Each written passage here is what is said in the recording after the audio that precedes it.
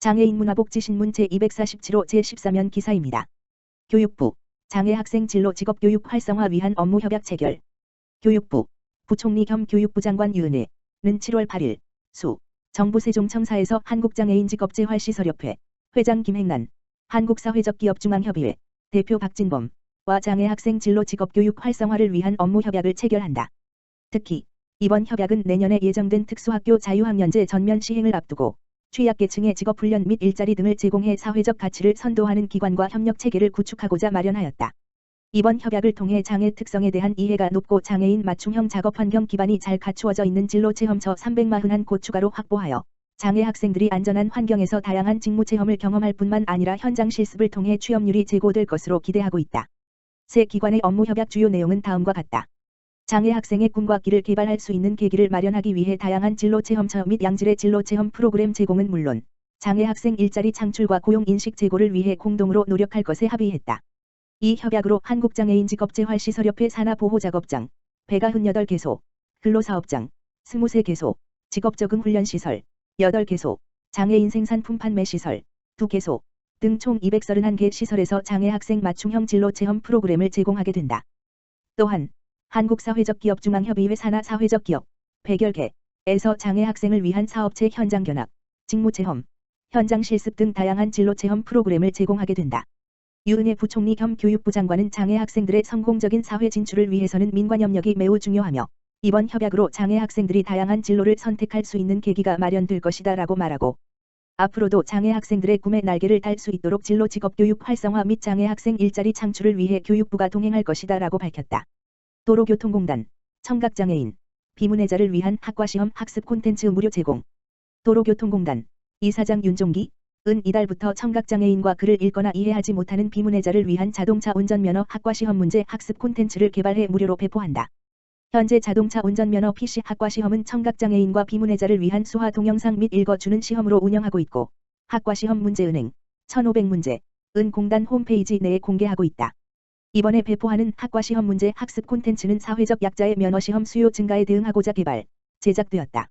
이 프로그램을 공단 홈페이지에서 다운받아 실행시키면 실제 PC 학과시험을 보는 환경과 똑같은 방식으로 구동된다. 이를 통해 실제 PC 학과시험을 사전에 체험할 수 있다. 학습 콘텐츠는 도로교통공단 홈페이지 http://www.coroad.or.kr 및 안전운전 통합민원 www.safedriving.or.kr 운전면허시험 대시 학과시험 문제은행 메뉴에서 관련 프로그램을 다운받은 뒤 사용할 수 있다. 도로교통공단 면허시험처 김남훈 차장은 공단은 앞으로도 사회적 약자와 취약계층에 대한 지원을 아끼지 않겠다며 나아가 공공기관의 사회적 가치 실현에 최선을 다할 것이라고 밝혔다. 서울시 뇌병변장애인 맞춤형 사랑의 엄마표 마스크 한국애자 주 후원받아 자녀를 위한 어머니의 온정이 맞춤형 마스크 제작으로 이어졌다. 서울시가 장애 특성상 일반 보건용 마스크 착용이 어려운 뇌병변장애인 자녀를 위해 부모들이 직접 만든 뇌병변장애인 맞춤형 마스크 4,000매 2,500만 원 상당을 제약회사 한국애자이 주의 후원을 받아 뇌병변장애인들에게 전달한다. 코로나19 장기화에 따라 기저질환 등으로 건강에 취약한 중증 뇌병변장애인도 마스크 착용이 필수적이나 신체의 경직과 관절 구축, 관절이 오그라드는 상태 등 장애의 특성으로 인해 마스크 착용이 어려운 형편이다. 뇌병변장애인은 뇌성마비, 외상성 뇌손상, 뇌졸중 등 뇌의 기질적 병변으로 인한 신체적 장애를 가진 사람으로 그동안 일반 귀걸이용 마스크 착용 시 자주 벗겨지거나 침 흘림 등으로 인해 마스크 착용에 어려움을 겪어왔다. 사단법인 한국중증중복뇌병변장애인 부모회 이하중애모는 자녀들이 어려움 없이 마스크를 착용하고 바깥 생활을 할 수 있도록 3개월간의 시행착오를 거쳐 뇌병변장애인 맞춤형 마스크를 개발하였다. 이 마스크는 고정끈을 뒷목에 버클로 연결하고 밴드로 길이를 조절할 수 있어 착용 시 흘러내리지 않는 데다 골격이 작은 뇌병변장애인의 경우 사이즈 조절이 가능한 제품으로 일반 마스크보다 활용도가 높다. 또한 뇌병변장애인은 침 흘림으로 하루에도 몇 번씩 마스크를 교체해야 하는데 제품 하단부에 침바지용 주머니가 있고 세탁이 가능한 향균면 소재로 되어 있어 경제적으로나 기능적으로 중증 뇌병변장애인에게는 안성맞춤인 마스크다. 엄마들이 직접 손으로 만든 뇌병변장애인 맞춤형 마스크는 뇌병변장애 자녀를 둔 부모들로부터 호평을 받아 공장 생산이 필요하게 되었으나 필요 자금을 확보하지 못하던 차에 뇌병변장애인에 관심이 많은 제약회사 한국애자이 주의 후원을 받아 마스크 4,000매를 우선 제작하게 되었다. 뇌병변장애인 맞춤형 마스크는 오는 7.10 금 10시 30분에 서울시청에서 개최되는 전달식에서 처음 선보이게 된다.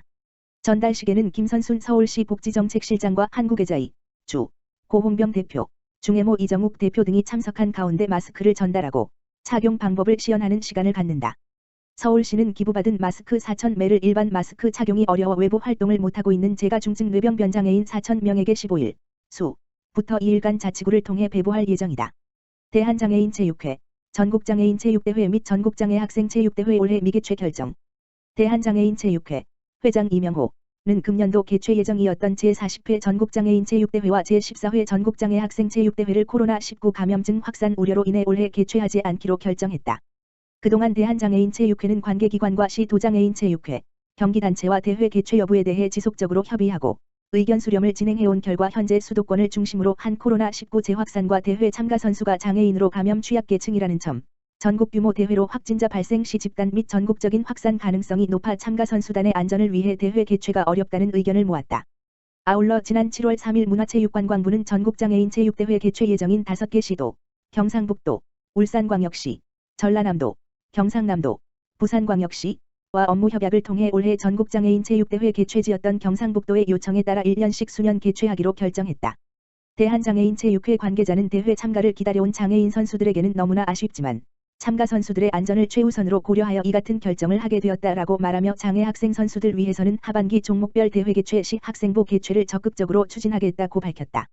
서울시 코로나19 돌봄 사각지대 발달장애인 나철동 지원 강화 2020년 7월 현재 서울시 등록된 중증발달장애인 숫자는 33,000여 명이다. 중증발달장애인의 경우 코로나19 이전에는 낮 시간 동안 장애인 복지관, 발달장애인 평생교육센터, 장애인 주간보호센터 등 시설을 이용함으로써 돌봄에 큰 문제가 없었으나 코로나19 확산으로 시설이 장기간 휴관하거나 장애인 프로그램이 축소 운영되고 있어 중증발달장애인의 특성상 집 바깥으로 나오지 못해 가족이 오롯이 가정 내에서 돌볼 수밖에 없어 가족의 돌봄 부담이 급격히 증가하고 있다.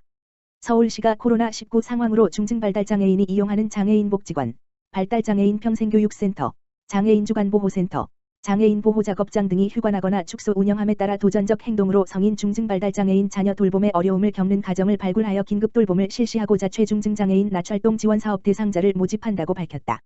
모집 인원은 총 15명이며 프로그램 참여 희망자는 서울시 발달장애인 지원센터, 지역번호 02-2135-3628, 3629, 로 7월 17일, 까지 신청하면 된다. 이용 대상자 선정 및 배치는 서울시 발달장애인 지원센터에서 전문가 사례회의를 거쳐 최종 선발한다. 한편 서울시는 2017년부터 전국 최초로 도전적 행동으로 시설 이용에 어려움을 겪은 장애인이 지역사회에 통합되고 가족의 돌봄 부담을 경감하고자 시설 이용의 사각지대에 있는 성인 최중증 장애인 95명을 선정하여 23개 장애인 복지관에서 낮 시간대 맞춤형 프로그램을 제공해 오고 있다. 서울시 관계자는 최중증 발달장애인 나철동 지원 사업의 목적은 도전행동을 하는 성인기 발달장애인 사례를 발굴하여 긍정행동 지원 등 개인별 프로그램을 제공하고 가정의 돌봄 부담 완화 및 그룹 활동이 가능한 시설로 전이를 하는 것이라며 현재까지 15명이 전이를 했으며 만족도가 높은 사업이다고 말했다. 서울시가 제공하는 나철동 프로그램을 이용하는 부모들은 도전행동이 너무 커서 시설을 이용하고 싶어도 받아주지를 않는 경우가 많아 애로가 많은데 서울시가 일로 최상의 맞춤형 서비스를 해주고 있어 큰 도움이 된다고 거듭 말했다. 정진우 서울시 복지기획관은 코로나19 이후 장애인 시설 휴관으로 인해 장애인 가정이 돌봄과의 사투를 벌이고 있다며 성인 최중증 발달장애인 나철동 지원 사업을 통해 돌봄 사각지대에 있는 성인 발달장애인을 발굴하고 장애인 가족들이 오롯이 그 책임을 떠안지 않도록 서울시는 사각지대 없이 긴급 돌봄을 실시하고 있다고 말했다. 서울시 코로나19로 힘든 장애인을 응원하는 SNS 릴레이 캠페인 전개. 서울시가 코로나19로 인해 사회적 고립이 심화되고 있는 장애인을 위해 전개하고 있는 우리 여기 함께 SNS 릴레이 캠페인에 연예인과 정치인의 참여가 꾸준히 이어지고 있다. 우리 여기 함께 캠페인은 비장애인과 마찬가지로 코로나19로 인한 사회적 거리 때문에 고립이 지속되고 있는 장애인에게 힘과 응원의 메시지를 전달하자는 장애 인식 개선 사업이다.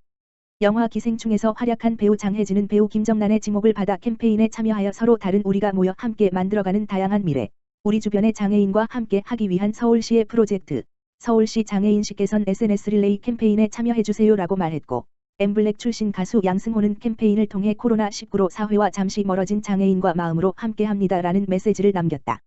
박원순 서울시장도 참여하여 코로나로 힘든 장애인들에게 응원과 사랑의 마음을 전하기 위해 캠페인에 참여하게 되었습니다. 모두가 소통에 어려움이 없고 누구도 소외되지 않는 사회를 만들기 위해 서울시도 저도 노력하겠습니다.